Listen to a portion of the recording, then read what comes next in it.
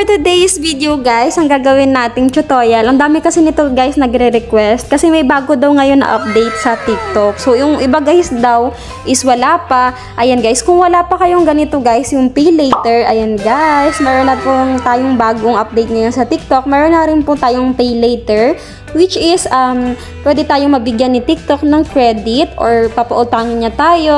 Ayan, sa iba halagang 3,000, mga ganon. So ito, gustong-gusto to guys ng iba kasi ma-order nila yung mga gusto nila, may mga pang-budget na sila, ganon. So itong pay later na to, katulad din to guys doon sa Shopee, 'di ba? Meron din doon yung nagbibigay sila ng pwede mo mautang. So yung TikTok Shop guys, meron na rin po. Ayan, kung interested ka guys kung papaano, ayan guys, i-check mo na yung TikTok mo, baka meron ka na rin ganito. Ayan, pumunta ka lang guys sa TikTok. Can you ayan. Pray? Tapos pag nandyan ka na guys, pindutin mo lang yung shop. Ayan guys. Tapos i-slide mo lang ito, yung orders, coupons, messages, ayan. Tapos makikita mo na dito guys, yung pay later. So dyan mo lang siya guys makikita. Pero kung in case guys, ayan, ginanon-ganon mo na, pero wala dyan yung pay later mo, pumunta ka lang guys doon sa Play Store. Ayan, pumunta ka lang dito sa Play Store guys. Tapos i-search mo lang sa taas yung TikTok. So dapat guys, updated yung TikTok mo. So kung nakalagay dito guys is update, i-update mo muna yun. Kaya baka wala ka pa is hindi pa updated yung TikTok mo. Ayan, tapos i-open mo lang siya guys. Tapos mapupunta ka na lang din dito. So i-click mo lang guys yung pay later in case man na meron ka man. Ayan. Ayan guys, nakalagay dito credit limit of up to 50,000. So yan guys, yung pwedeng mapahiram sa ni TikTok, o diba? So ganyan lang guys. TikTok pay later gives you credit, so you can buy now and pay later. So no down payment, up to 12 installments, fast approval pa siya guys. Tapos nakalagay dito, get verified online in just 3 minutes. So ito lang naman guys yung mga dapat mong i-activate.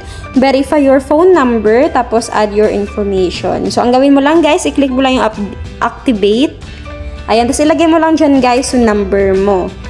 Ayan. So pag nailagay mo lang guys, pindutin mo lang yung next. Ayan guys, tapos may magsisend sa yung code dun sa number na nilagay mo. So ilalagay mo lang siya dyan guys. Hintayin mo lang yung text. So 4 na number siya guys. Ayan, ilalagay mo lang siya. Tapos pag ganyan na guys yung lumabas, i-next mo lang. Ayan. Tapos yan guys, magsiset ka lang ng pin mo. Ayan, dapat make sure guys na hirapan mo, hindi siya madaling mahulaan para kasi privacy din yun guys. Ayan, gumawa ka lang, magset ka lang dyan ng pin mo. Guys, naglagay na ako ng pin ko, tapos uulitin mo lang siya dyan guys ulit. Ayan, i-confirm mo lang siya. Ayan guys, pag nailagay mo na po siya, i-next mo lang yan. So, successful na siya guys. Tapos dito na po kayo mapupunta sa add your information. So, okay na tayo guys sa verify your phone number. Ayan. Tapos i-continue mo lang siya guys. Tapos dito guys, mamimili ka lang dyan ng ID na meron ka. Tapos yun, i-click mo lang siya guys. Example to guys, yan. Tapos i-continue mo lang. So bahala kayo dyan guys kung ano yung available na ID nyo dyan. Tapos i-continue mo lang.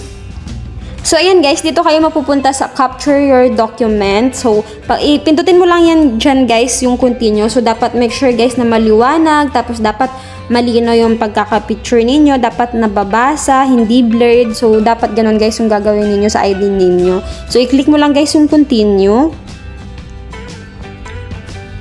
So, ganyan siya guys. Tapos, ganyan guys yung lalabas. Capturing na siya. So, ihaharap mo lang siya dyan guys yung ID mo. Yung front ID guys. Ayan guys, tapos pag na-picturean mo na, ganyan na rin po yung lalabas. Ayan, tapos dito guys, makikita mo dito yung mga details na mga dapat mong i-fill up guys. Tungkol lang din naman yan sa'yo guys, super dali lang. Tapos dito na guys ang next, yung identify verification. So magpipicture ka lang dyan guys ng mukha mo. So dapat swak talaga yung face mo at nakikita at maliwanag. So ayan guys, ganun lang kadali. So ayan guys, ganyan siya. Please directly face the screen. Ayan, so itatapat mo lang dyan guys yung mukha mo, tapos magbi-blink-blink ka lang. So dapat guys, walang kahit anumang salamin or nakaharang sa mukha mo dyan. Tapos yan na guys yung lalabas. Identifying na siya. So inaano na nyo guys, pinaprocess na nila yung face mo na inano mo sa kanila, sinubmit. Yan na guys, ganyan lang siya kadali guys. Tapos magte-text na sa'yo si TikTok kung na-approve ka. Tapos dyan mo na rin guys makikita kung magkano ang na-offer sa'yo ni TikTok. So ganun lang guys, depende naman sa'yo dyan. Kasi ang iba 4,000, 3,000. So as you can see, 3,000 yung sa akin guys. So bahala na kayo guys dyan kung check nyo na lang yung sa inyo kung magkano sa inyo. So ayan guys, try nyo na rin.